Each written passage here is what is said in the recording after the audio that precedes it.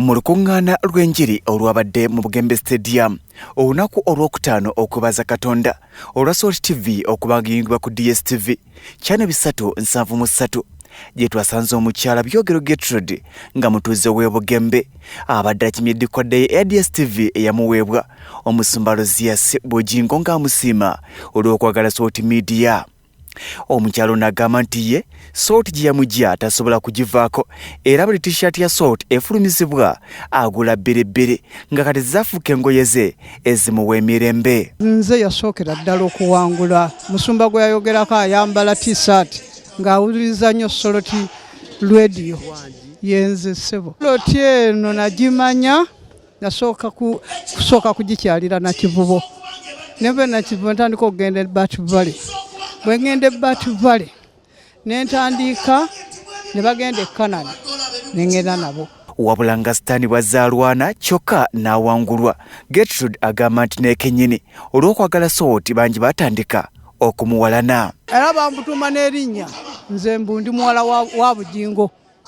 Kaakati nenze n'enkiipinga ono nga ntega TV kuba bwe sigenda Canaan nteekwa okutuula mu nnyumba ku lwediyo okuva ku ssaawa 4 paka 9 saavisi bw'eggwerera eri e Kampala. Bwesiteekako muno mba ngenze Canaan kuba gye nsabira naye nga mu kyaki bannemesa ne bangobamu lwa yunifoomu zino nga baziraba n'obutabo buno bwengulayo buno.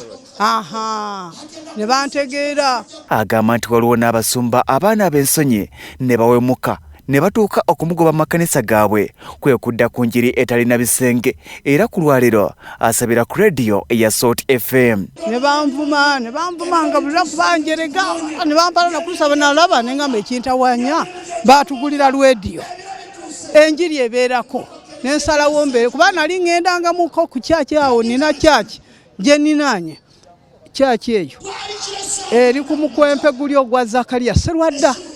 Kati omusajja ono kyaki eno ya Serwadda naye ye gurupu eri era ennaku zino zonna babadde bawoninga mu kyaki temugeza kugenda eyo no. Era n'omusumba ono abadde ajjanga ku lwediyo ya baba eno n'avumirira oyo omusajja tetumumanyi si mulokole era abalimba temugendayo. Kati nze kinasalawo kwesonyiwa kyaki ne ŋŋamba ye kimenya oba enjiri ebeera ku lwediyo kati ate lwaki ntawaana okugendanga mu kyaki nfune ebivumo.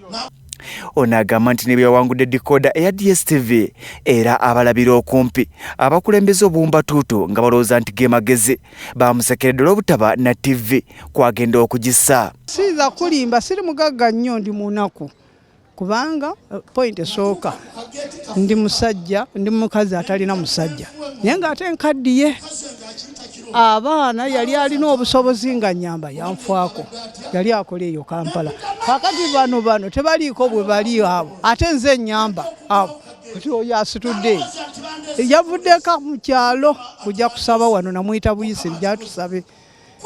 Kati nze nemba nga nkola ki nemba nga ndi awo kati nayogedde ne landlord n'abeera kuba amasannyalaze ku nnyumba kwegali ngata ku muntu agenda okumpa amasannyalaze kwe ngenda okugasika naye TV era baseseere baka tolina amasannyalaze tolina TV kati ogenda kugiwulirira kuki ne batandika gingabire ginguze ne mbagamba sisobola kuddira mu kisa gwange Mukama gwampadde ku bizibu byempiseemu nga nvumibwa ku lutalo nkugambye olutalo. Byogero Gertrude amagezi kwatudde agamba nti olwawulira enjiri y'omusumba Rosias Bujingo ey'okuzimba yasalaho ensimbi mu yanduguze TV n'azisonda oggula poloti era ku lwaliro yagisonjola dda. Era ekisingidde ddala okubalaba nti nnemererwa okufuna TV engeri gy'ayasomesa bino eby'okuzimba kugula poloti kati nagula akataka kange mbadde nwanyisiza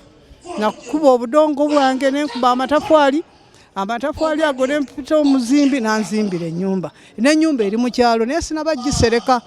Kati obusente obwo mbadde nsonda obusente bwange bwenfunawo nga naggulawo akawunti mu banka kugula mabaati ge mbadde nsonda kati nemba nga nzigula TV sirina naye nze nagambye nti Mukama y'anaamanya akkiriza nti wadde talina TV tasobola kutunda DSTV ye era alina essuubi nti Katonda yagimugumulidde ne TV agireeta asobole okulaba Salt TV era musanyufu olw'ekirabo kino. Musanyufu nnyo okugambye ate babadde baneegomba bwe baawulira kino ate batandika okugamba wafuna omukisa ate ne beerabira ebivumo bye babadde bannangiranga bulijjo. Ebyo bwe bityo naye Mukama mulungi era manyi nti nja kuwangula. Bino byabadde mu kusaba okwabadde mu kisaawe ekya Bugembe Stadium ejjinja mu lukuŋŋaana olwayingidde ebyafaayo mu Busoga ng'olukyasinze okusomboola abakkiriza okuva mu buli kanyomero ak'eggwanga era nga weetabiddwamu abantu mitwalo na mitwalo. Bikuŋŋaanyiziddwa tumwebaze Godfrey ku lwa Salt TV Omunnyo.